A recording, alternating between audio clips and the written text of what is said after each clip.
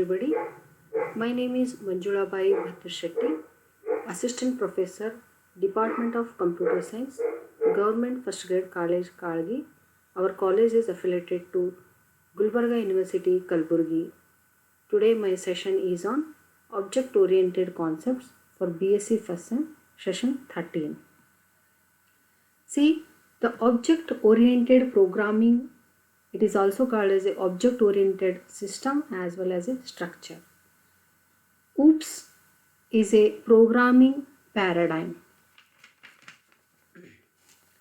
OOPS is a programming paradigm. It is also called as a different methodology, or the paradigm means a way of working style, different working style. In OOPS, object-oriented paradigm is there, procedural-oriented paradigm is there, function-oriented paradigm is there, logical-oriented paradigm is there, and the structural-oriented paradigm is there. But mainly the object-oriented concepts paradigm is very, very important. So in this, the different steps are there, or different things are there. Those are classes, objects, inheritance, abstraction, encapsulation, polymorphism, overloading, static and dynamic binding. Now we will go to first classes. See, classes are the data types based on which objects are created. Objects with similar properties and methods are grouped to form a class. Characteristics of an object are represented in class as a properties.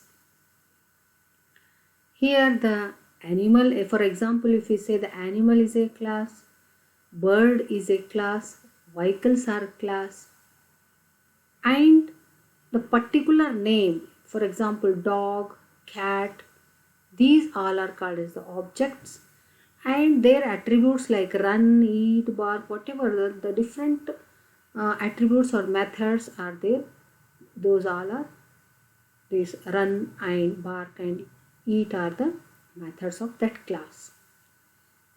So animal is a class, bird is a class, or if you say vehicle is a class, but when you will say that particular name, then it is an object. Here class does not occupy the memory. So next we will go to the object. See, object is the basic unit of object-oriented programming. Its unique name identifies the objects. An object represents a particular instance of class. Object is called as an instance of class because dog here, example, if we want to say that example, dog is an instance of animal. Here I am taking two things, that is dog is an instance of animal. This parrot is there, parrot is an instance of bird. Car is an instance of vehicle. Mango is an instance of a fruit. Because these dog and parrots are real world entity and they occupies the memory, means object, this is also called as the objects because objects occupies the memory, whereas class does not occupies the memory. It is a real world entity. Object is a real world entity which needs memory, which occupies the memory. So that is about the object. Next, inheritance. See, inheritance is very, very important in object-oriented programming concept. Inheritance is the process of creating a new class using the properties of an existing class or a base class. See, base class means it is a parent class, or it is also called as a superclass. Whereas when we create a new class which is formed or created is called a derived class, and it is also, or you can say that a child class or a subclass. Means the first class is called as the parent class, the next class which is new class, that is it is called as the child class or a subclass. Inheritance, what is the use of inheritance in programming part means the inheritance is reduce the overall size of the programming code and it also reduces the time of the programmer, because the coding will be passed from the parent to the child. So whatever the coding we are written in the parent class, that is not repeated in the child class. So here we are reducing the size, and as well as the here reduction of the time of the programmer also. So here we can say that it is a very important and essential concept in the object oriented. See here, animal class is there, and different classes are there like dog, cat, cow. So here whatever the coding or whatever the attributes or things are there, some of them will be passed to the dog class or this child class. Okay, so for example, this is called as the parent class and it is called as the child class. Child class is also known as subclass. Parent class is also known as the superclass. So next, abstraction. The data abstraction increases the power of programming language by creating user-defined data types. It also represents the needed information in the program without presenting the details. How can we explain this one for applying the real life example? See, for example, consider a man who is driving the car. Only he knows the processing of the acceleration. When its speed is more, then he will stop the car with the help of a brake. But that person does not know what is the mechanism or the implementation will be taking place inside the car. Only he is using some of the part on outside the car, but he does not know the mechanism of the car which is present inside. So that is the represent the needed information in car, but some of the information without presenting any details he don't know. That is also happen in the programming part. That is, some of the information is there and some of the information or details are we are not able to see that one. Next, encapsulation is there. The data encapsulation combines the data and as well as function into a single unit called as a class. See, when using a data encapsulation, data is not accessed directly. It is only accessible through the function present inside the class. So it enables the critical concept called as a data hiding. Why it is called as a data hiding means here encapsulation is taking place.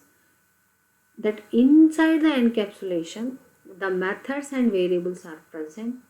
The class is the combination. Here we can say with seeing this figure that the class is the combinations of methods and variables, and it is also called as the data hiding because it will take the data and as well as the function into a single unit called as a class. So next, polymorphism. See, polymorphism is the ability to use an operator or a function in a different ways. Or in simple way we can say that the poly means many and morphism means forms, or that refers to the process of transforming. A single function and an operator functioning in many ways can be called as a polymorphism. So in real life application, if you take one of the example, that is a person at the same time can have a different characteristics. Like a man at the same time is a father and he is a husband, and in office he is an employee, but the person is one. So the same person possesses different behavior in different situation. This is called as the polymorphism. See, you are a student. See, when you are in student inside the class, when you will go to the home, you are a son of your parent and you are a brother of your sister. So like this, you are a single person, but you are possesses different behavior in different situation. So here we can say that poly means many Morphism means forms. Next we will go to the overloading. See, if we create two or more members having the same name but different in a number of type of parameter, it is known as the overloading.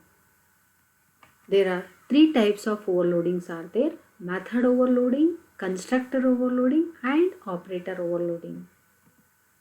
See, the one of the example I am taken that for the overloading, here sum is having the same name, method names are the same but different parameters. Here the two parameters and here three parameters. So the definition says that with the same name but with different parameters, this is called as the overloading. Next we will go to the static and dynamic binding. Here linking between method call and the method definition is called as the binding. Here the two methods are there, void m1 and void m2, and here the binding between the method call and the method definition. So this is called as the binding. See, there are two types of bindings are there, static binding and the dynamic binding. Static binding means a static binding is a binding which happens during the compilation. The binding that will be happens in the compilation, that is called as the static binding, and it is also early binding. It is also called as the early binding because it happens before a program actually runs. Binding of all static, private and final methods is done at the compile time. Method overloading is one of the example of a static binding. Next is the dynamic binding. In dynamic binding, compiler does not decide the method to be called. Overriding is a perfect example for the dynamic binding. And it is also called late binding because binding happens during the program execution. Thank you very much, students. I hope you will understood this session.